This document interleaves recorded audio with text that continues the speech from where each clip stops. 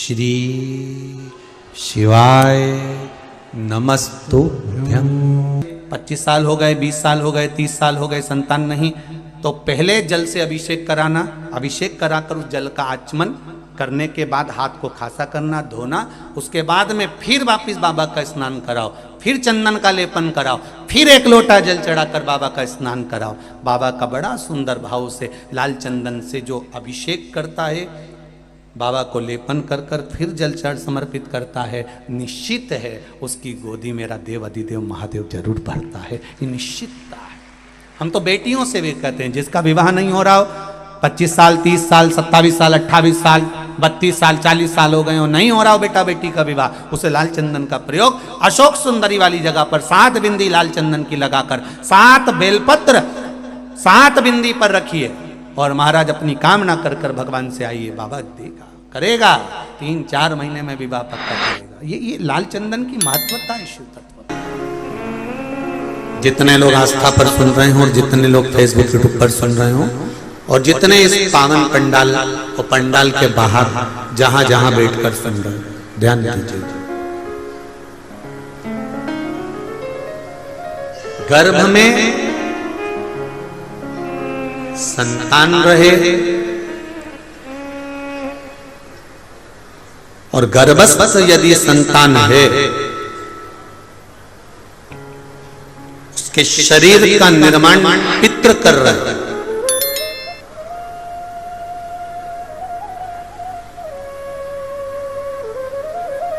और शरीर में जो आत्मा है, उस आत्मा के बल पर उस शरीर को स्वस्थ रखने का निर्माण स्वधा कर।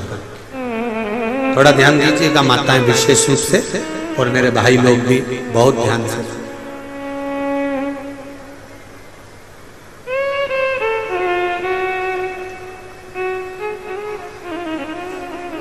स्वधा तप की मुद्रा में बैठी है, साधना कर रही है, आराधना कर रही है, और तभी पितरों के देव आर्यमा का आगमन हुआ। पितरों के देवता आर्यमा स्वामी वहां पर आए। जब पितरों के देवता आर्यमा स्वामी आए तो उन्होंने क्या देखा कि यहां स्वधा तो भगवान के तप में लीन है, स्वधा तो भगवान की भक्ति में लीन है। अब जब स्वधा भगवान की भक्ति में लीन थी और आर्यमा स्वामी वहां से निकल कर गए, तो आर्यमा स्वामी आज निकलकर सीधे धर्मराज जी के पास पहुंचे। यमराज को धर्मराज भी कहते हैं, यमराज भी कहते हैं, यम भी कहते हैं। तो आर्यमा स्वामी ने क्या देखा कि वहां पर तो यमराज तो नहीं है, पर यमराज की धर्मपत्नी धुमोरना बैठी हुई।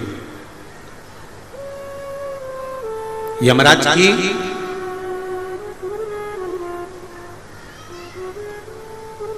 तेईस धर्मपत्नियां थी, जिसमें से एक का नाम धुमोरना था, जो यमराज की प्रिय थी।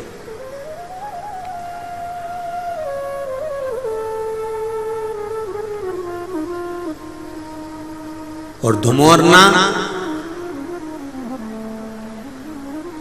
जिसको हमारे यहाँ पर युद्ध के मैदान में जब आपस में युद्ध होता है, लड़ाई होती है एक दूसरे से, जब युद्ध होता है और युद्ध में किसी को मारा जाता है, तो मारना नहीं कहते उसको, काटना नहीं कहते उसको कहते वध। धुमोरना का एक नाम वध भी है।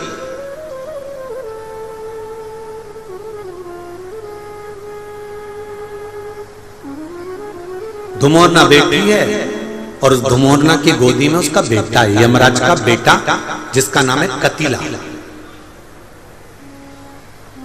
यमराज का बेटा कतिला धुमोरना की गोद में बैठा हुआ,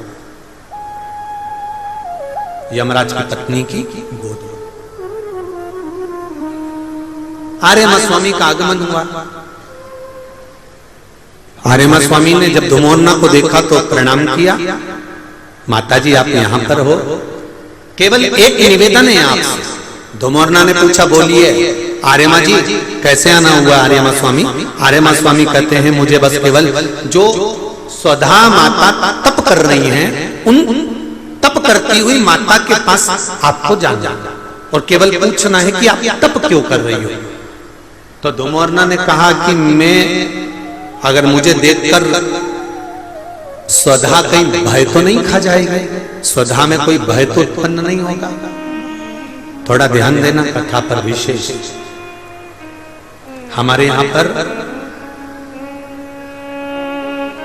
एक प्रसंग बुजुर्ग माताएं बहुत पहले से कहती आई हैं, शायद यहाँ पे भी जितनी बुजुर्ग माताएं बैठी होंगी वो जानती होंगी। 9 महीने में नारी के गर्भ में जब 9 महीने बच्चा रहता है तो कोई एक महीना ऐसा होता है जिस महीने में बुजुर्ग माताएं कहती है कि नदी नाले मत नागो। बोलो सही है कि गलत है? अरे जम के बोलो जी जी सही है। एक महीना ऐसा होता है, वो 7वां हो कि 6ठा हो कि 8वां हो, जो आपके स्मरण में होगा। कई माताएं कहती हैं और बुजुर्ग माताएं कहती हैं तो बहुओं को लगता है ऐसा कोई होता है, ये तो ढोंग प्रपंच है, ये तो ढकोसला होगा, ये तो ढोंग होगा। पर उसका प्रसंग कई बहुओं ने माताओं से कहा होगा ऐसा कोई होता है क्या कि मैं मायके नहीं जाऊं और ये वाले महीना, एक महीना 9 महीने में एक महीना मेरी माताओं के गर्भ के समय का ऐसा होता है कि जिस महीने में बुजुर्ग माताएं कह देती है कि इस महीने में तुम नदी नाले मत लांघो, अपने घर में रहो, स्वस्थ रहो, ना कहीं जाना ना कहीं आना। डॉक्टर को दिखाने जाना हो तो चले जाओ, मना नहीं, पर नदी नाले लांघ कर मत जाना, इधर हो तो चले जाओ। बुजुर्ग माताएं कहती हैं। अब इन बुजुर्ग माताओं को किसने बताया ये कि नदी नाले मत नांगना? वो प्रसंग ये शिव महापुराण की तर्पण, जो शिव पुराण की कथा आप सुन रहे हो, वो प्रसंग यहां मिलता है कि स्वधा तप कर रही है और उसके तप करते समय वो अपने बच्चों को जन्म देने वाली है और उस समय पर यमराज की धर्मपत्नी धुमोरना समझाने के लिए आती है। 1 महीना लगता है धुमोरना को स्वधा को समझाने के लिए। इसलिए हमारे यहाँ पर बुजुर्ग माताएं कहती है कि इस महीने में तो नदी नाले मत नांगना, क्योंकि यम की पत्नी आई है। जब गर्भस्थ बच्चा रहता है, जब गर्भ में संतान रहती है, गर्भ में जब औलाद रहती है, गर्भ में जब संतान रहती है, तो नारी के 9 महीने में से 1 महीना ऐसा निकलता है बच्चा पूरी तरह से स्वस्थ होगा, धड़कन भी होगी, सब कुछ होगा, तुम भी अच्छे रहोगे। और 9 महीने में 1 महीना कष्ट का तो जाता ही है, ये निश्चित है। क्यों? क्योंकि उस समय पर स्वधा के पास में धुमोरना यमराज की पत्नी आकर बैठी थी, जिस समय पर स्वधा अपने बच्चों को प्रकट कर रही थी, तब उस समय पर धुमोरना आकर विराजमान हो गई, यमराज की पत्नी आकर विराजमान। अब नई नई बहुएं तो इस बात पर विश्वास नहीं करती हैं, पर मुझे आश्चर्य इस बात का होता है कि बुजुर्ग माताएं कितनी विद्वान होगी पुराने समय की कि उनको शिव महापुराण की ये संवाद धुमोरना का यमराज की पत्नी का किसने सुना होगा। और ये बुजुर्ग माताओं को भी मालूम, इनकी सास ने और उनकी भी सास ने और उनकी भी सास ने, मतलब सनातन हिंदू धर्म कितना पुराना सनातन धर्म है, जरा विचार करिए कि आज तक चले आया।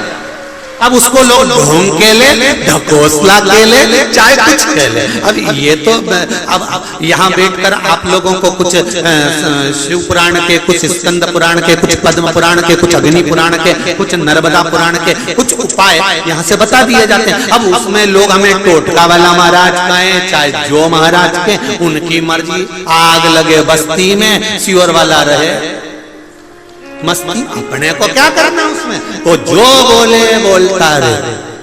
जिसको जितनी पिसी हुई काली मिर्ची लगे वो लगता है, अपने कोई फर्क नहीं। अपन तो मस्त अपनी जिंदगी जियो, भगवान ने ये शरीर दिया है भजन करने के लिए, सतमार्ग बताने के लिए और अपने जीवन को भगवतमय बनाने के लिए। इससे ज्यादा कुछ नहीं करना। अपनी जिंदगी को भगवान के चरणों में कमाओ, दुकान चलाओ, घर चलाओ, परिवार चलाओ, खूब कमाओ।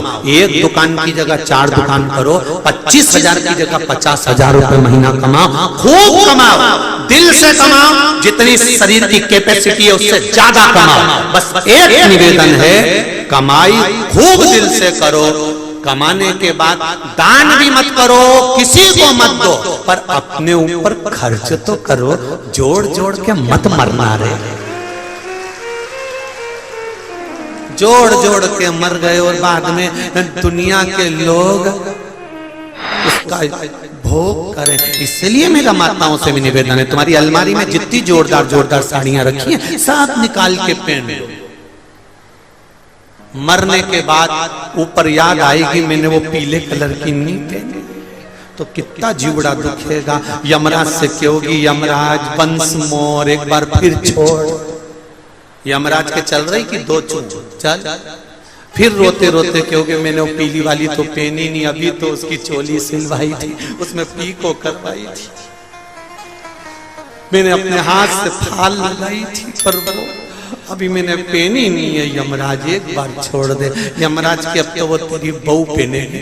इसीलिए मेरा निवेदन है जीजियों, तुमने फाल लगाई, तुमने पीको कराई, तुमने चोली सिलाई, तुमने मेहनत करी, तो पहनो भी तुम। मरने के बाद की कोई गारंटी नहीं, कोई भरोसा। अपनी मस्ती में जियो, दुनिया के लोग आप पर उंगली उठाते रहेंगे, आप शब्द कहते रहेंगे, गालियां देते रहेंगे, आड़ा टेढ़ा बोलते रहेंगे, और तुम घर में 2 तरह की बहू होती है। एक बेचारी दिन भर टेंशन में जीती है और एक मुस्कुरा के बेफिक्र। एक घर में समझदार बहू होती है और एक बिल्कुल पागल। जो समझदार होती है उसको पूरा घर संभालना पड़ता है। जीजी आई, ननंद आई, काका आया, काकी आई, बुआ आई, ये है वो हो गई। उसको पूरी शादी में, पूरे फंक्शन में काम संभालती रहती है। और एक होती है पगली, उसको सास कहती है हमारी बहू में तो अक्ल ही नहीं। जिसमें अक्ल नहीं वो सबसे पहले डेंटिंग पेंटिंग करके मेहंदी मेहंदी बंडा बुंडू के सबसे पहले बफेट में गुलाब जामुन और रसगुल्ला खा खुआ के वो जज्जा। उसे कोई मतलब नहीं कौन आया कौन गया, कितना बेटर, कितना भोजन, कितनी केटरिंग, उसे कोई मतलब नहीं। वो तो खा पी के और बढ़िया अपनी सहेली के साथ गप्पे मप्पे मारे। तो मौसी सासन बोलती है देख तेरी बहू को देख कितनी गप्पे मार रही, और वो बेचारी बड़ी वाली कितनी काम कर रही। तो क्या हमारी बड़ी तो समझदार है और छोटी में तो अक्ल नहीं। अब बताओ जायदाद का हिस्सा तो दोनों को मिलेगा, तो फिर समझदार होने से फायदा कौन सा?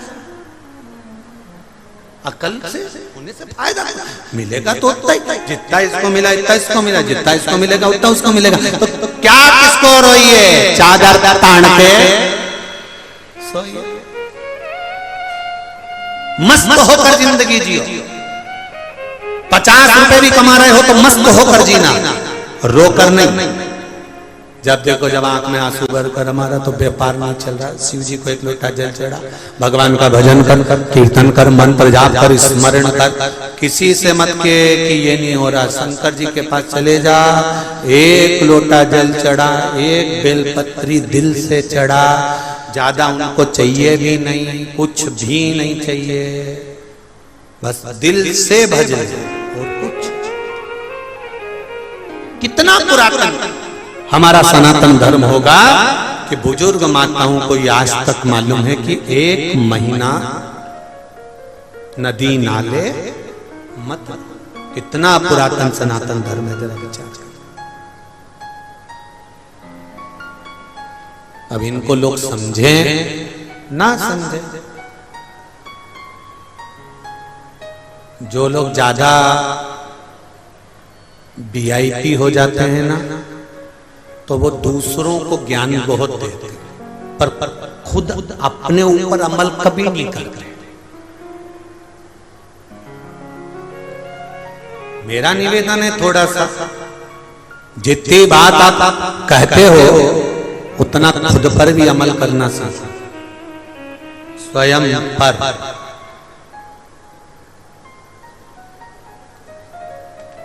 खुद पर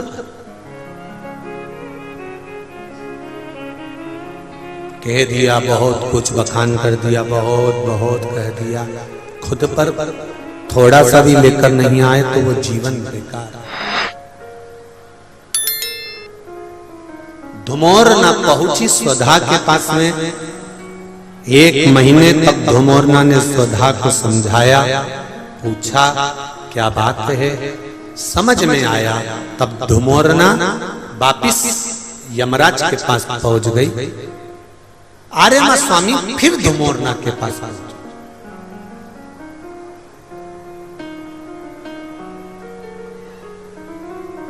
वापिस जिस नारी को डॉक्टर ने कह दिया कि इसकी डिलीवरी हो सकता है 8वें महीने में हो जाए, बच्चा 9 महीने तक रिस्क नहीं ले सकते, 8वें महीने में या 7वें महीने में बच्चे को जन्म देना पड़ेगा, ऑपरेशन करना ही पड़ेगा।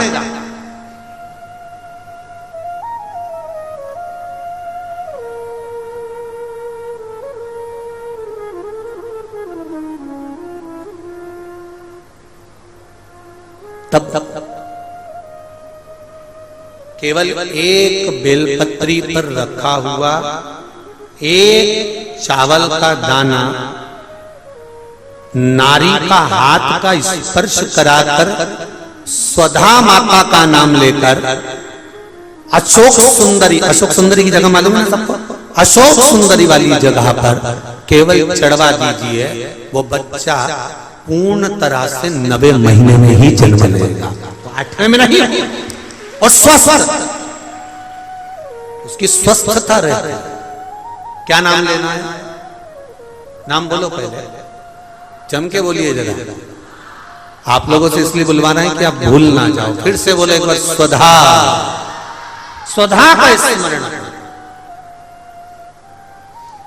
स्त्री, नारी और पुरुष, चाहे बेटे हो चाहे बेटियां हो, नारी हो पुरुष हो, ये उदर से जुड़ा हुआ हरनिया, उदर से जुड़ी हुई पथरी, या जो भी एक पत्र आए हैं, पत्र बहुत सारे आए हैं पर समय निकलता है इसलिए उस पत्र को हम लोग नहीं पढ़ रहे। पत्र इधर भी है इधर भी है और बहुत सारे हैं पर, और लोगों ने लिखा बड़ा सुंदर सुंदर है। इसमें आया है कि एक बच्चे के 5 पथरी है और पथरी की गांठ पड़ गई, वो भी किडनी लीवर के पास। तो जिसने पत्र लिखा है वो स्मरण में, चाहे पुरुष हो चाहे स्त्री हो, चाहे बेटे हो चाहे बेटियां,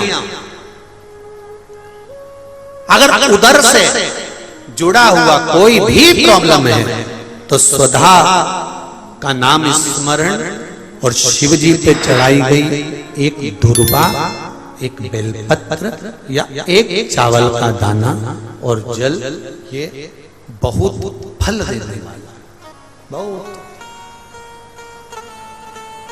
स्वधा, फिर से नाम बोलिए एक बार, स्वधा।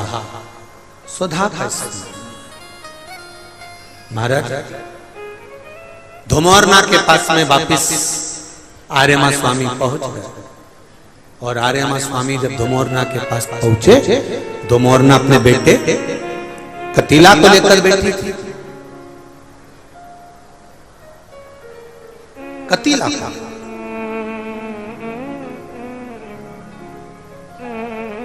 आज धुमोरना कतीला को ज्ञान उपदेश दे रही, जिस समय पर आर्यमा स्वामी का आगमन हुआ।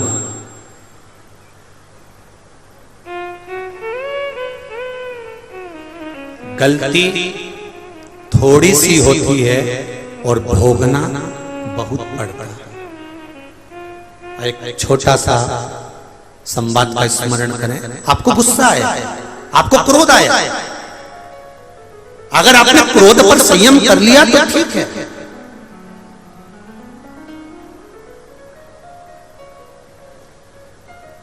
आपने अपने क्रोध पर संयम कर लिया तो ठीक है। किसी ने कुछ कह दिया, तुम्हें गुस्सा आ गया, तुम्हें क्रोध आ गया, तुमने चक्कू उठाया, तलवार उठाई, बंदूक उठाई, और कितनी देर लगी? मात्र 5 मिनट लगे, तलवार घोंप दी, चक्कू मार दिया। अब जरा विचार करिए, आपको क्रोध आया, किसी ने कुछ कह दिया, किसी ने कुछ बोल दिया, और चक्कू मारने में केवल 5 मिनट लगे, 10 मिनट लगे, तलवार मारने में 20 मिनट लगे, बंदूक मारने में 2 मिनट 5 मिनट लगे। पर जरा विचार करिए, बंदूक की गोली तो लग गई, तलवार भी लग गई, चक्कू भी लग गया, पर भोगना कितना पड़ेगा? थोड़ी सी देर के क्रोध में 10 मिनट में सारा काम हो गया। अब 10 मिनट का क्रोध तुमसे पाप करा दिया। अब वो 10 मिनट के पाप को 10 साल, 20 साल, 25 साल भोगो।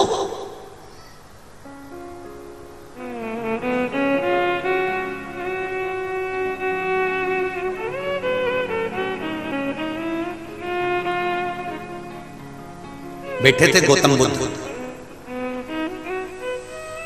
और गौतम बुद्ध के पास में किसी ने आकर कहा, अगर कोई हमको गालियां दे तो हम क्या करें? सुन लो रे अशोक नगर वालों अच्छे से, तुम्हारे अशोक नगर में भी जरा गाली का ट्रैक बहुत सुंदर है, अच्छे से सुन लेना जरा। तुम्हारे यहाँ बहुत जरा सी बात में इधर गुटखा भरा रहता और तुरंत चालू हो जाते। वो तो मैं व्यासपीठ पे बैठा हूं इसलिए बोल नहीं रही हूं। तुरंत यहाँ पान भरा और चालू, गुटखा भरा और चालू। गाली का ट्रिक बहुत है वो। और किसी किसी को तो जानते भी नहीं तो भी बक दी है, तो है ही ऐसा, बक बुका के बोझ जाए बोझ जाए बोझ जाए। अब बक तो दी तुमने, बोल तो दिया। गौतम बुद्ध का चरित्र कहता है, गौतम बुद्ध बाबा से पूछा गया कि कोई हमको गाली दे, कोई हमको अपशब्द कहे, कोई हमको ताना दे, कोई हमको आड़ा टेढ़ा बोले, तो हमें क्या करना चाहिए? अब आप जरा विचार करिएगा, जरा विचार करिए।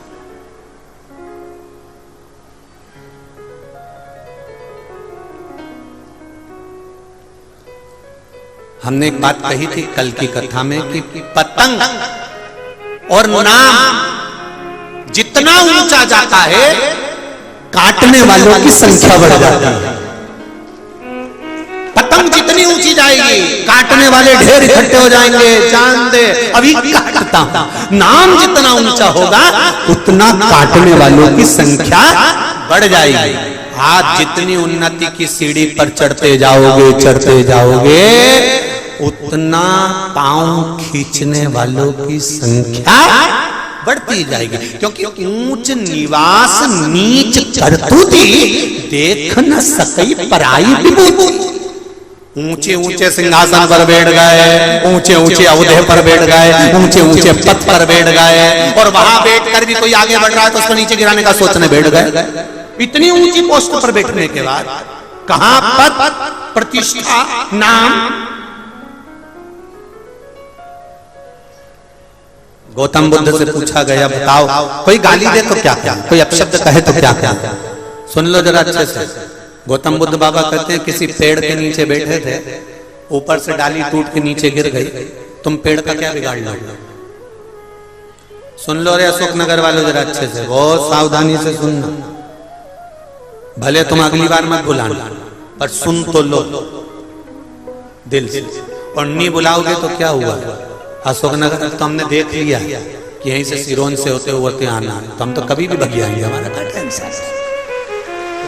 तुम अच्छे से सुन लो, और अपने सांसद महोदय तो हैं, उसमें कोई दिक्कत वाली बात नहीं है। कथा कभी भी कह देंगे, सांसद जी कथा, सांसद जी बोले मंडी है, चलो उसमें क्या उसमें कोई विशेष दिक्कत वाला कोई क्रम नहीं है। परंतु ध्यान से सुनना, गौतम बुद्ध से किसी ने पूछा कि कोई हमें गाली दे, कोई हमें अपशब्द कहे, कोई हमें ताने दे, कोई हमारे लिए आड़ा टेढ़ा बोले, हमें क्या करना है? गौतम बुद्ध ने कहा पेड़ के नीचे से निकल रहे थे और पेड़ के नीचे से निकलते निकलते डाली टूट कर तुम्हारे ऊपर गिर गई, तो तुम क्या करोगे वो बताओ। तो उसने कहा क्या करेंगे, डाली को एक साइड पटक के घर चले जाएंगे। तो बस गौतम बुद्ध कह रहा है कोई आड़ा टेढ़ा बोले तो समझ लो इसके पेड़ की डाली टूट के नीचे गिरी है, इसको कोई अपने वापिस झगड़ा करने थोड़ी ना जाएंगे। इसलिए भगवान का भजन करो और अपने घर जा, आग लगे बस्ती में और अपन रहो, उसको पकने दो, उसको आड़ा टेढ़ा बोलने दो, वो जितना बोलेगा बोलता रहे बोलता रहे बोलता रहे। तुम घर में प्रैक्टिकल करके देखना, जब सास खूब गाली दे, खूब, मेरा बहुओं से निवेदन है, वो गाली दे तुम आंख में सूरमा लगाना, पेंसिल से लाइन खींचना और फिर डब्बा भरना, फिर इधर नीली इधर कत्थई इधर मार और भर के और बढ़िया पल्लू मल्लू में पटली मटली लेके और सास के साथ जाके ऐसा कर। इतने में तो सास सोचेगी गजब की है ये, गजब की है ये गुना वाली, तो गजब की गजब क्या होगा। वो बोले बोलने दो, वो बके बकने दो, अरे वो कहे कहने दो, उसके कहने से कुछ नहीं होगा। कहते रहो। हमारी अम्मा कहती थी कौवा के कोसने से पाड़ा नहीं मरता। तुम्हारे यहाँ कोई कहावत हो तो हमको लिख के भेज देना, हम कल कथा में बोल देंगे। कौवा के कोसने से पाड़ा नहीं मरता, किसी के अपशब्द बोलने से, आड़ा टेढ़ा बोलने से, ताने देने से किसी का कुछ नहीं बिगड़ता। बस इस आत्मा से किसी का दिल मत दुखाओ, किसी के लिए आड़ा टेढ़ा मत बोलो, किसी के हृदय को ठेस ना पहुंचे, मस्ती में जिंदगी जियो। हम पहले भी कहे दुख बहुत है, शंकर जी के मंदिर में जाओ प्रणाम करो। बहुत ज्यादा दुखी हो शिव मंदिर में थोड़ी स्माइल दो। शंकर जी को भी पार्वती जी बोलेगी इतना दुखी है, उसके बाद भी मंदिर में मुस्कुरा कर आती है। शंकर जी कहेंगे ये मेरे मंदिर में आकर मुस्कुराई है, इसलिए मैं इसको हमेशा मुस्कुराने का वर देता हूं। ये फिर रोएगी नहीं कभी, मुस्कुरा। सुधा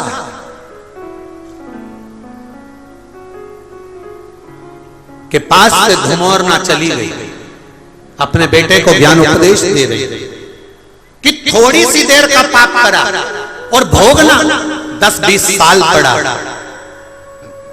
यही जीवन है मनुष्य का।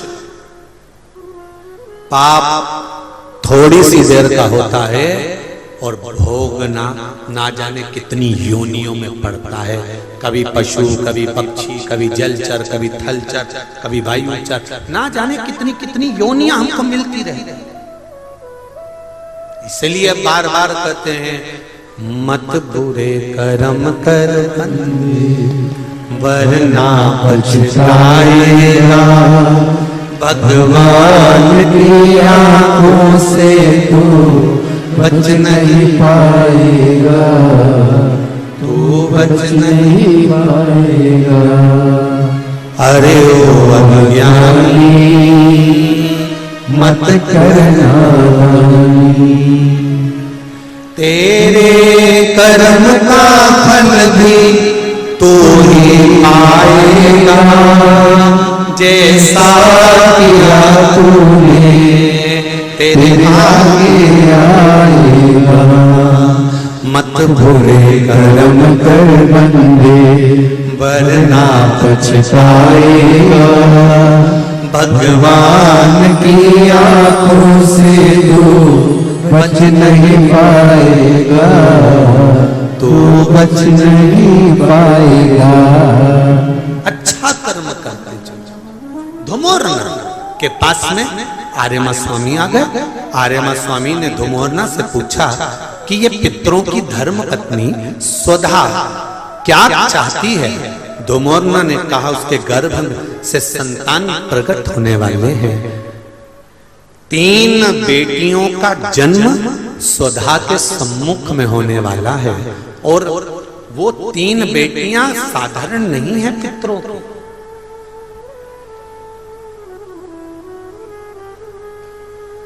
वो पितरों की 3 बेटियां साधारण नहीं है।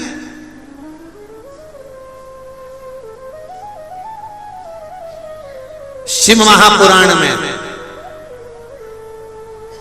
वर्णन मिलता है, विदेश्वर संहिता में स्मरण मिलता है कि पितरों की धर्मपत्नी स्वधा के सम्मुख में 3 बेटियां प्रकट हो गई, मेना, धन्या, कला। 3 बेटी बहुत सुंदर बेटियां सामने प्रकट हुई। पितरों की धर्मपत्नी स्वधा के गर्भ से ये बच्चों का जन्म नहीं हुआ, उनके सम्मुख में तप साधना और भक्ति से प्रकट, भक्ति से।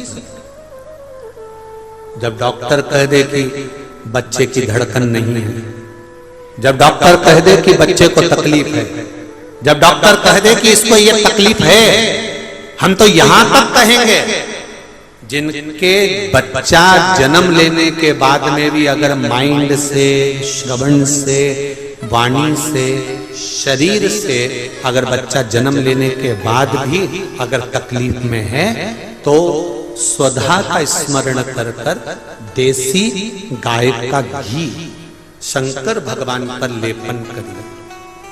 क्या लेपन करना है? देसी गाय, जर्सी गाय नहीं, देसी गाय का घी शिव जी पर सोमवार की अष्टमी के दिन लेपन करिए और लेपन कर कर उस घी को उंगली से उठाकर ले आइए।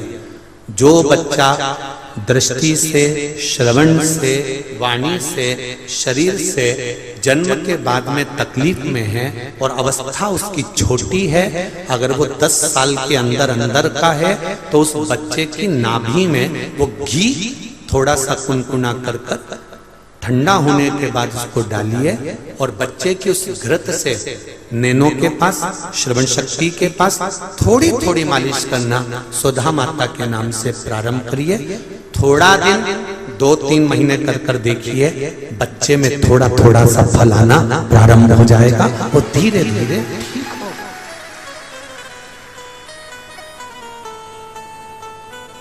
ये कुछ नाम शिव महापुराण के कुछ नामों का स्मरण करा करो। पहला है तुम्बरूका। क्या नाम है? तुम्बरूका। ये गर्भस्थ धारण करने के लिए होते, जिसको 20-20 साल, 25-25 साल तक संतान नहीं होती, उसके लिए तुम्बरूका जी का नाम था, जिसने शिव महापुराण की कथा को वाचन किया है। कुंदकेश्वर महादेव, अवधूतेश्वर महादेव, चंपेश्वर महादेव, स्वधा, ऐसे कुछ नामों का स्मरण बड़ा सुंदर उसको करा करा। महाराज 3 कन्या प्रकट हो गई, मैना, धन्या और कला। पितृलोक में आनंद छा गया, पितृलोक में आनंद ही आनंद।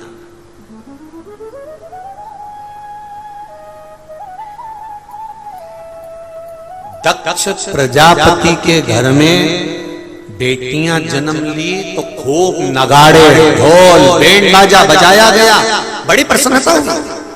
हिमालय राज के घर में बेटी ने जन्म लिया, पार्वती ने, तो बड़ी प्रसन्नता हुई।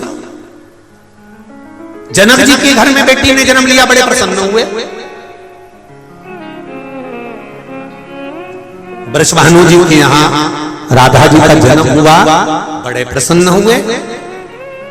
पर ये नियम किसने लगा दिया कि बेटे का जन्म होता है तो ढोल नगाड़े बजते हैं और बेटी का जन्म होता है तो सास चूल्हा के पास और मां पलंग पे रोती है कि बेटी का जन्म हो गया।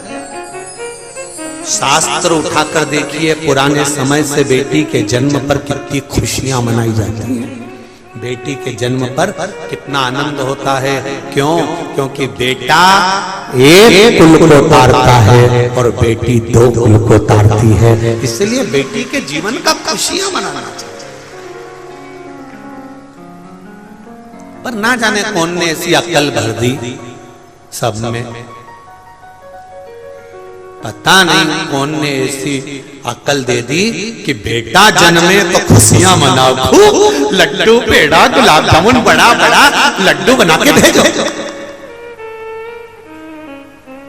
बहू को भी खूब हरी रात खिला जापा का लड्डू, और लड़की हो जाए तो बेटी।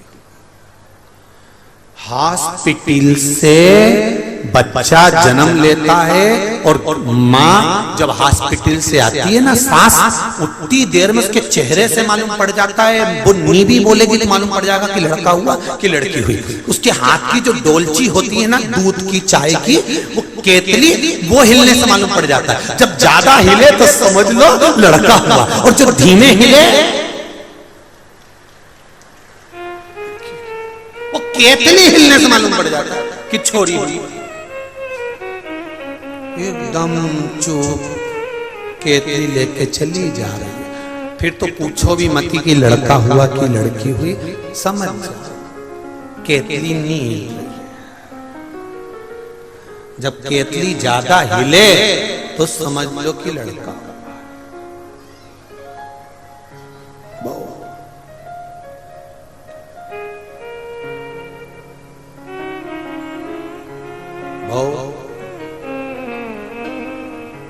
ऐसा होता भी है, कई लोग अच्छे अच्छे पद पर रहते हैं ना, बहुत कोई डॉक्टर है, कोई कमिश्नर है, कोई कलेक्टर है, कोई एसपी है, कोई टीआई है, कोई मंत्री है, कोई बड़े बड़े पद पर जो लोग रहते हैं, कोई सांसद, कोई विधायक, बहुत मिनिस्टर, ये जो बड़े पद पर रहते हैं ना, ये इनके भीतर बहुत नम्रता रहती है, ये निश्चित है। ये इतने गुस्सेल या क्रोध या ये चीज नहीं, परंतु इनके जो साथ में रहते हैं ना, जो इनके असिस्टेंट, वो कहते हैं ना चाय से ज्यादा केतली गर्म होती है। दिक्कत यही है।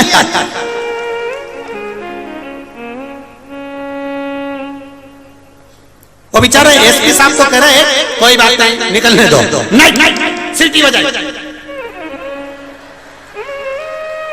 अब वो बेचारा कह रहा है, एसपी साहब कह रहे, कलेक्टर साहब कह रहे, टीआई साहब कह रहे हैं, क्या कर रहा है, परंतु नहीं तू तो रोक। वो कह रहा है, अब बेचारे मिनिस्टर, मंत्री, सांसद, विधायक, कलेक्टर जो बड़े बड़े ओहदे पर बैठे रहते हैं, वो भी हृदय रखते हैं, दिल रखते हैं, नम्रता रखते हैं। ऐसा कोई मंत्री नहीं, ऐसा कोई सांसद या विधायक या कोई कलेक्टर या एसपी या डीएसपी या साधारण टीआई, ऐसा कोई नहीं जिसका दिल नहीं, वो भी नम्रता रखते हैं। पर वो तो कह भी देते चलेगा, चलने दे थोड़ा बहुत, कोई बात नहीं। पर दिक्कत तो बहुत चाय से दिक्कत नहीं है, चित्ता केतली उसका। कई बेचारे महाराजों भी ऐसे रहते हैं, जो संत होते हैं, गुरु होते हैं, कथाकार होते हैं, बड़े बड़े मठाधीश पीठाधीश, बेचारे अच्छे रहते हैं, पर इनकी भी केतली गड़बड़ हो जाती है। साथ सुन ले दीना ना केतली कभी कभी कभी हो जाए मारो।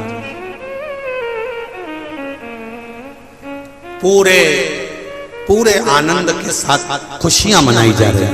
निवेदन करूंगा शुकनगर की धरा से, बेटा जन्म ले जितनी खुशी आपको होती है, बेटी के जन्म पर वही खुशी दुगनी होना चाहिए कि बेटी ने जन्म।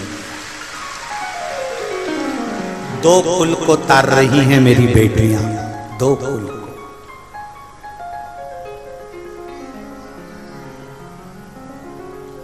बहुत इनको जब मेहनत करते हुए देखते हैं, घर परिवार ऑफिस, सब जगह पर जब मेहनत, एक साधारण सी बात है, पति ऑफिस से आता है और पत्नी ऑफिस से आती है।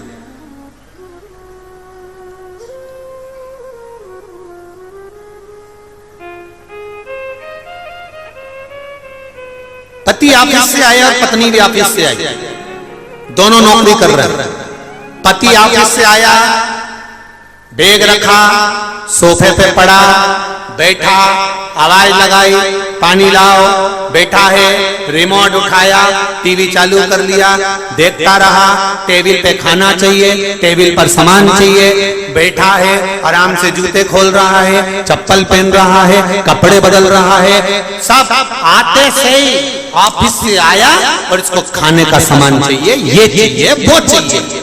जितना तू थक कर ऑफिस से आया है, उतना ही थक कर वो भी तो ऑफिस से आई है, उसका भी तो स्मरण कर। नहीं, हाथ में चाहिए, चाय बना रही हो क्या, चाय लिया हो, पानी रख दो, मैं आ रहा हूं, मेरे कपड़े रख दो। जरा सोचो, जितनी मेहनत तुम कर रहे हो उतनी मेहनत वो कर रही है। तुम अगर दुकान पर जाकर थक जाते हो तो वो घर में काम कर कर थक जाती है। तुम अगर ऑफिस में थक रहे हो तो वो भी ऑफिस में थक रही है। इसके बाद भी नारी के चेहरे पर सल नहीं आता, आते से अपने बच्चों को गोदी में लेती है, आते से बच्चों ने कुछ खाया कि नहीं खाया, शाम का खाना बनाना है, तैयारी में लग जाती है। वो मेरे भारत की नारी है, साधारण नहीं हो सकती। वो भारत की बेटियां हैं, ऑफिस से आती है, उसके बाद खाना बनाकर अपने बच्चों को खिलाती है, पति को खिलाती है, रिश्तेदार को खिलाती है। ऑफिस जाएगी तो खाना बनाकर जाएगी, सब काम करके, बर्तन छोड़ के रखकर, सब काम कर कर फिर जाती है। ये मेरे भारत की बेटियां हैं, विदेश की नहीं। विदेश की बेटी का तो एक, विदेश की एक माता का पति मर गया, कब्र में पति को दफना दिया और वो पत्नी पति की कब्र पे पंखा कर रही थी। भारत का एक संत गया, उसने जाकर देखा कि हमारे यहाँ की माताएं तो पति के साथ सती हो जाती हैं, पर ये तो विदेश की माताएं तो हमारे भारत की माता से भी बड़ी हैं। पति मर गया तो उसकी कब्र पे पंखा कर रही है। संत ने जाकर पूछा, रिजी जी तुम्हारा पति मर गया, तुम पंखा क्यों कर रही हो? उसने कहा, हमारे अमेरिका का नियम है, जब तक पति की कब्र सूखती नहीं है तब तक हम दूसरी शादी नहीं कर सकते, इसलिए सुखा।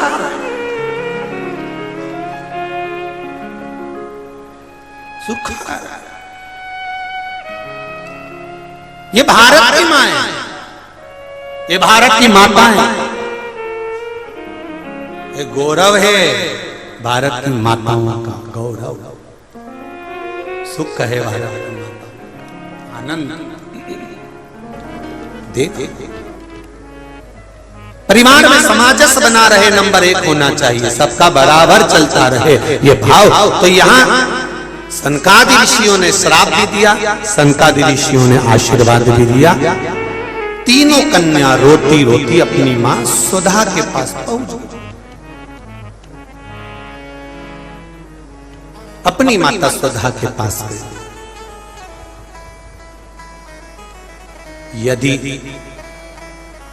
विश्वास भरोसा प्रबल है तो वो मिलता जरूर। सुधा के पास गई, आंख में आंसू आ गए, तीनों रोने लगी। सुधा ने पूछा, मां ने पूछा, बेटा हुआ क्या? बेटा हुआ क्या है, बोलो, तुम क्यों रो रही हो तीनों?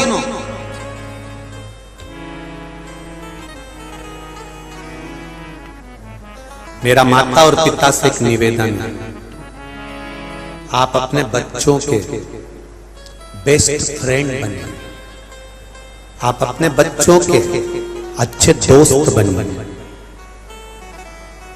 जिस माता पिता के बच्चों से अच्छी दोस्ती नहीं होती माता पिता की, वो बच्चे अपने माँ बाप से बहुत सारी बातें छुपा छुपा कर रखते हैं। और फिर अंत बहुत बुरा हो जाता है। अंत बहुत बुरा हो जाता है। आप अपने बच्चों के बेस्ट फ्रेंड बनो। बच्चे का चेहरा उतरा है, तुरंत जाकर पूछ लो, बेटा क्या हुआ बाबू, हुआ क्या तेरे को, क्या हो क्या गया, क्या हो गया, तेरा चेहरा क्यों उतरा, क्या हुआ, तुरंत पूछो। बेटा खुश है, बच्चों से तुरंत पूछो बेटा क्या हुआ, इतनी प्रसन्नता क्यों है। एक दोस्त जो होता है, बच्चे जब बड़े हो जाएं तो उससे दोस्ती जैसा व्यवहार करें, वो आपको सब बता देगा। और मेरा बेटियों से निवेदन है और घर के बेटों से निवेदन है, मेरा बहुओं से भी निवेदन है, अगर कोई बात आपकी बुद्धि में, आपकी चित्त में, आपके मन में अगर आ रही है तो अपने घर के माता पिता से उस बात को शेयर जरूर करो। अपने माता पिता से वो बात जरूर कहो। दुख भी है ना तो माता पिता कुछ भी कर कर उस दुख को काटने का प्रयास करेंगे, उस दुख को काटने का प्रयास करेंगे, ये निश्चित है।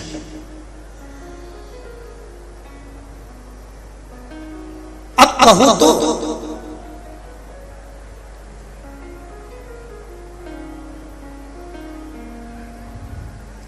आप भगवान से कहना ही नहीं चाहते, आप घर के माता पिता को कुछ बोलना ही नहीं चाहते। जब तक अपने माता पिता से नहीं कहोगे तो वो बात हल कैसे होगी। एक दोस्त की तरह,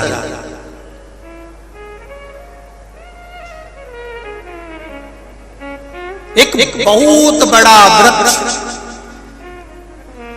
बहुत बड़ा वृक्ष, बड़का पेड़, बट वृक्ष बहुत बड़ा, उसकी लोग पूजन करते हैं, अर्चना करते हैं, आराधना करते हैं, उससे निवेदन करते हैं। बट वृक्ष की पूजन सारा गांव का लोग करता है, उसकी पूजन करते, उसको प्रणाम करते, उसको दंडवत करते, उसको नमन करते। वो बट वृक्ष की जड़ नीचे से खराब होना चालू करी, बट वृक्ष सूखने लगा। सूखने लगा तो गांव के लोग आरी लेकर, कुल्हाड़ी लेकर आ गए और उस बट वृक्ष को काटने लगे। उस बट वृक्ष के पास में एक वृक्ष और लगा था। उस वृक्ष ने बट वृक्ष से कहा कि दादा तुम कितने पुराने वृक्ष हो, तुम्हारी पूजन होती थी, तुम्हें लोग प्रणाम करते थे, लोग तुम्हें नमन करते थे, तुम्हारी परिक्रमा करते थे, लोग तुम्हें पानी चढ़ाते थे, दूध चढ़ाते थे, और देखो संसार कितना बुरा है, तुम सूख गए, तुम्हारा काम खत्म हो गया, तो लोगों ने तुम्हें काट कर रख दिया। वो बूढ़ा बड़का पेड़, वो बूढ़ा बट वृक्ष पास में खड़े हुए वृक्ष से कहता है ऐसा नहीं है,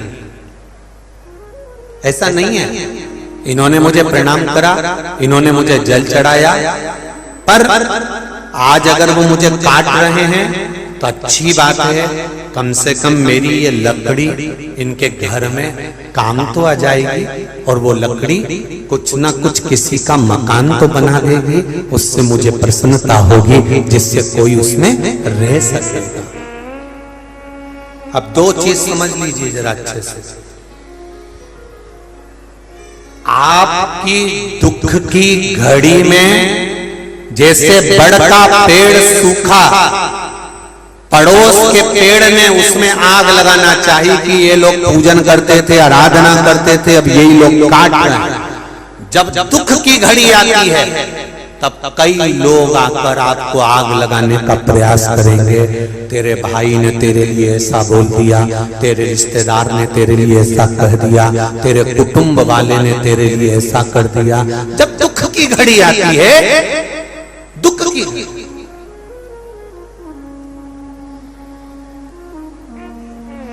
हम कई बार हमने एक बात कही है, आज फिर कह रहे हैं आप लोगों के साथ। हो सकता है कई लोगों को इस बात से बुरा भी लग जाए, पर लग जाए तो लग जाए, उससे कोई फर्क नहीं पड़ता।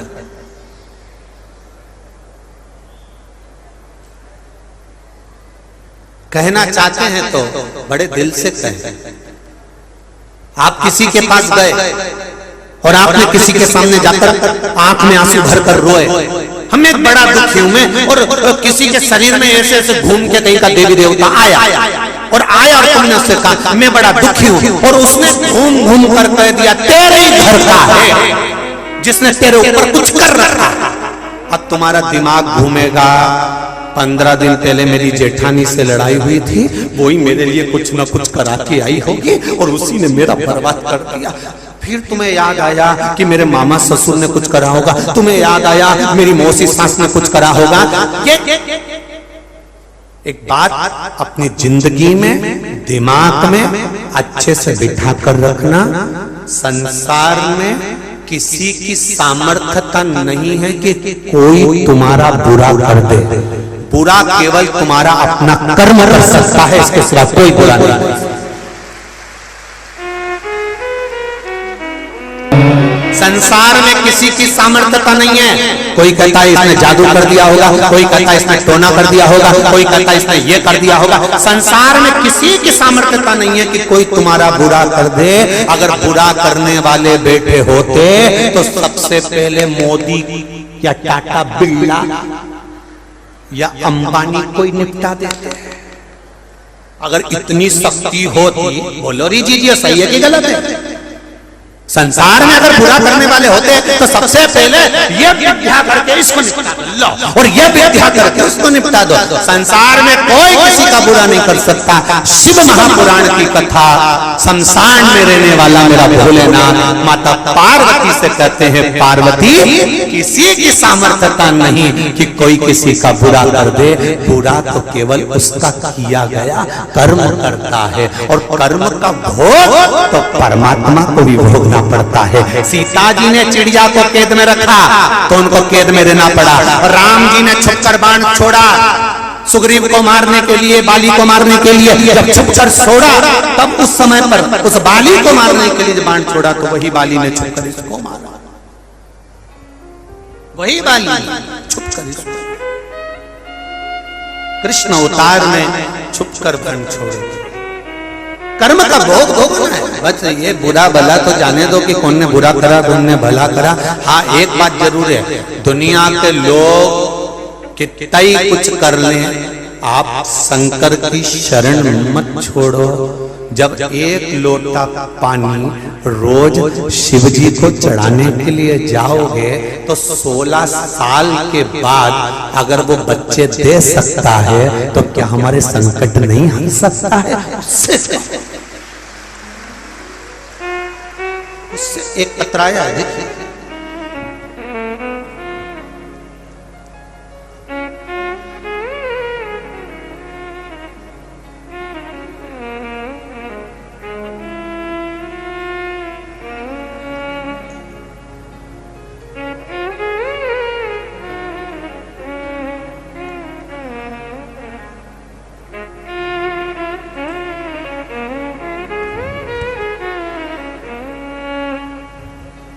श्रीमती रेखा सिंह परियार, पत्नी महेंद्र सिंह परियार,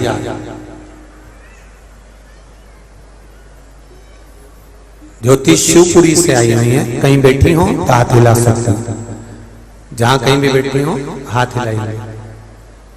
दोनों हाथ इस तरह से आप हिला देना जहां कहीं भी बैठे हो। पत्र में लिखा है, भोले बाबा का क्या मैं बखान करूं गुरुदेव। मेरे पति कभी पूजन पाठ नहीं करते थे, विश्वास नहीं था उनको भगवान पर। उनके मुख से कभी मैंने भगवान का नाम नहीं सुना, पर आस्था चैनल के माध्यम से कथा सुनना प्रारंभ करी और बाबा ने हमारे संकट हरना प्रारंभ करी। गुरुजी, हमारा एक प्रकरण राजस्व विभाग में चल रहा था, लेकिन पटवारी कादिक ने मना कर दिया था कि तुम्हारा ये काम नहीं होगा, चाहे तुम साम दाम दंड भेद कुछ भी लगा लो, ये कार्य नहीं होगा। मई के महीने में मैं कुबेरेश्वर धाम गई। जिस दिन मैंने कुबेरेश्वर बाबा के दर्शन किए। उसी दिन कंकर और शंकर की पूजन करी कुबेरेश्वर धाम में जाकर। उसी समय पर पटवारी का फोन आ गया कि आपका केस बाबा की कृपा ऐसी हुई है कि आप केस जीत गए हैं और आपका काम हो गया है। मात्र विश्वास रख कर गए, केवल विश्वास, केवल भरोसा। और कितने पत्र ऐसे आए हैं जिसमें बच्चों ने एग्जाम दिया है, अपने अपने रिजल्ट तक लगाए हैं बच्चों ने अपने रिजल्ट, कि हमारा भगवान ने केवल एक बेलपत्री पर शहद लगाने से हमारा भगवान ने जो रिजल्ट बनाया है, पास करा है, उसका वर्णन नहीं कर सकते। कई कई पत्र ऐसे बहुत। महाराज शिव कृपा बिना नहीं, केवल एक शंकर, केवल एक ओघड़ी, बच्चों से मित्रता का भाव रखो। स्वधा ने पूछा क्यों रो रही हो? रोने का कारण क्या है?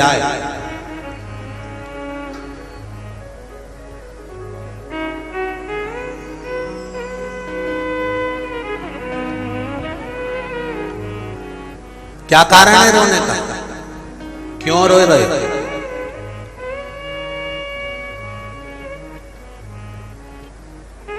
छोटी बेटियों की आंख में आंसू आए तो मां उसको सहलाकर आराम से पूछे कि तुझे दिक्कत क्या है, क्या तकलीफ हो रही बेटा? किसी ने कुछ कह दिया है क्या? किसी ने कुछ बोल दिया है क्या?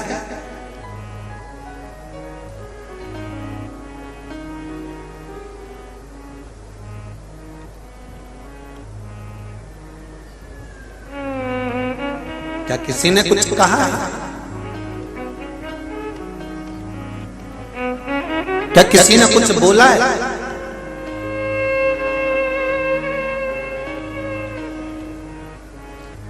बड़ा विचित्र संसार। दशहरा आने वाला है, नवरात्र निकलेगी और दशहरा आएगा। रावण जलाते हो यहाँ पे? अरे बोलो तो जम के, जलाते हो? क्या करा था उसने सीता जी का? जम के बोलो जरा। हरण करा था, केवल सीता जी का हरण करा था। तो रावण आज तक जल रहा है, आज तक। और जलने से पहले दशहरे मैदान में उसकी मुंडी ऐसी ऐसी घूमती और वो भी जम जम के हंसता है, ठाका लगाकर। रावण कहता है मैं लंकेश हूं, और हंसता है, और हंसकर सारे संसार के लोगों को एक प्रेरणा देता है कि मैंने तो केवल सीता का स्पर्श मात्र कर उसको लाकर लंका में बिठाया, मैंने तो उसका केवल हरण करा था। तो मुझे आज तक जला रहे हो, मुझे जलाना छोड़ो। जो ये छोटी छोटी बेटियों का जीवन नष्ट कर रहे हैं और उनका साथ गलत करते करते हैं, अब उनके पुतले जलाना प्रारंभ। वो रावण भी कहता है 5 साल की बेटी, 4 साल की बेटी, 6 साल की बेटी, 3 साल की बेटी, 8 साल की बेटी, ये छोटी छोटी लड़कियों के साथ में जो गलत करते हैं, रावण की जगह मोहल्ले में इनके पुतले जलना चाहिए। दशहरे पर रावण नहीं। कब तक रावण जलाओगे? किस समय तक रावण चलेगा? रावण से बड़ा कृत्य करने वाले तो यहां बैठे होंगे। रावण से गलत करने वाले इस भारत की भूमि पर ना जाने कितनी गलियों में पड़े हुए होंगे, कितने। उनको जरा ढूंढो तो निकलेंगे। नवरात्र में केवल देवी की आराधना कर ली और बाद में छोटी सी कन्या पर या घर की बहन बेटी पर गलत दृष्टि दे दी। माता रानी कभी प्रसन्न नहीं होने वाली रे, कभी जिंदगी में नहीं होने वाली, कभी जीवन में नहीं होने वाली। जो नारी का सम्मान नहीं कर पाया, नारी का आदर नहीं कर पाया, नारी का सत्कार नहीं कर पाया, उसकी जिंदगी में वो कुछ नहीं कर पाया, कुछ भी नहीं। रावण ने सीता जी का हरण करा, ले जाकर रखा, रावण नष्ट हो गया। कौरवों ने द्रौपदी का चीर खींचा, पूरा कौरवों का वंश नष्ट हो गया। जो जिस भाव में नारी तत्व स्त्री तत्व में शंकर और शिव और शक्ति दोनों स्त्री के अंदर होती है। पहले की कथा में आपको अगर मालूम हो तो हरतालिका तीज शिव महापुराण की कथा को सुनना, उसमें वर्णन करा था केवल एक नारी ऐसी होती है जिसके अंदर आधा शिव तत्व होता है और आधा पार्वती का तत्व होता है। अर्ध नारेश्वर भगवान का पूरा भाव अगर देखना हो तो नारी में देख सकते हो।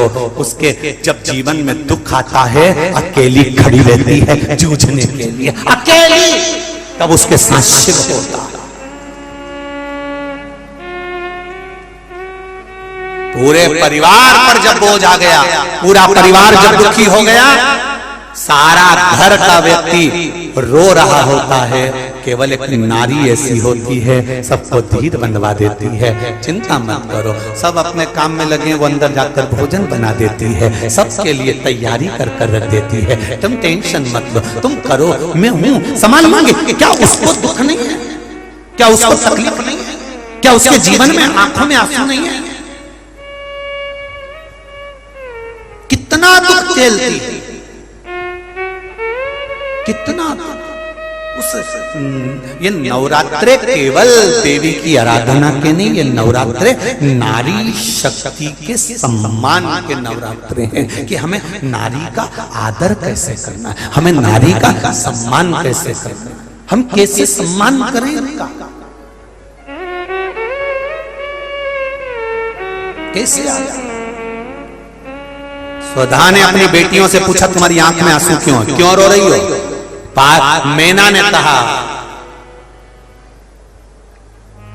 कला बोली मां हमें श्राप लगा है। किसका? सनकादिक ऋषि ने। क्या श्राप दिया? मृत्यु लोक में जाना पड़ेगा, तुम्हें पृथ्वी पर जन्म लेना पड़ेगा। क्यों टेंशन लेती हो? श्राप मिला है ना, चिंता नहीं करना। दुख आया है ना, कटेगा जरूर, पर हमने संत के चरण पकड़े मां और उन्होंने हमें वर दिया कि तुम्हारी गोद में 3 कन्याएं खेलेंगी जो जगत का कल्याण करेंगी। बस तो फिर अब रोना क्या है? अब रोना क्या?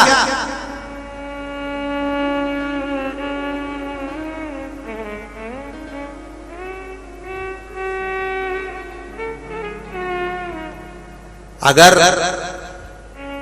परिवार में बना सकते हो तो थोड़ा सा समाजस बनाकर चलना। जरा सी लड़ाई में मायके पहुंचकर तलाक का केस मत लगाना, बन सके तो थोड़ा समाजस बिठाना। अदालत में किसी भी जज महोदय से जाकर अदालत में, आजकल तो जज साहब के पास जाने की जरूरत नहीं, नेट पे सर्च करो मालूम पड़ जाएगा कि अदालत में तलाक के केस कितने चल रहे हैं। आप सर्च करिए, आज के जमाने में पैसियां भी मालूम पड़ जाती है कब की किसकी कहां है। कितने तलाक के केस, कितने ढेर तलाक के केस चल रहे हैं। पूछा एक दो बेटियों से, हमने भी पूछा बेटा तलाक क्यों ले रही हो? कहा गुरुजी इनके साथ में रह नहीं सकती, ये तो बहुत बेकार नेचर के हैं, बहुत बेकार व्यवहार है इनका, दिन भर माता पिता का सम्मान करते हैं, मुझको पूछते तक नहीं है, मुझे ऐसे पति के साथ हम नहीं रहना। तो हमने उससे कहा बेटा तू तलाक ले लेगी फिर क्या करेगी? मैं और दूसरी शादी कर लूंगी। ठीक है बेटा, और मालूम पड़े अभी तो तुझको काल भेरू मिला है और आने वाले समय में बटुक भेरू मिल गया है, तो अगर ललाट पर भगवान ने इसी से सुख लिखा होता तो सुख मिलता कि नहीं मिलता? अगर ललाट में इससे दुख लिखा है तो तू 10 शादी भी कर ले, तेरी जिंदगी में दुख ही लिखा है तो सुखी नहीं हो सकता। जहां विवाह हुआ है वहां एडजस्ट कर कर चलने का प्रयास करिए, थोड़ा गरम, थोड़ा नरम, थोड़ा प्रेम, थोड़ा स्नेह, थोड़ा समर्पण, थोड़ा आंख में आंसू, सब चलेगा और जिंदगी निकल जाएगी। जरा जरा सी बात में अदालत में पहुंच गए, जरा जरा सी बात में नहीं मैं अपनी बेटी को नहीं भेज रहा, मैं तो तलाक मांगूंगा, मैं तो ये करूंगा, ले तलाक। दूसरा शादी करके भी तुम दुखी, अगर इसके साथ विवाह होने के बाद भी दुखी हो तो 50 भी कर लोगे तो भी दुख तो रहना ही है। जरा विचार करो कितना ज्ञानी थे जनक जी महाराज, कितने ज्ञानी कि उनके बराबर कोई ज्ञानी नहीं था। सुखदेव जी महाराज के गुरु थे, उनके घर में जो विद्वान विद्वान पंडित थे, उनके घर में कितने बड़े बड़े गुरु जी बैठे हुए थे। जरा विचार करना, क्या उन्होंने सीता जी का स्वयंवर रखा, स्वयंवर रखने के बाद विवाह पक्का किया, विवाह करते समय सीता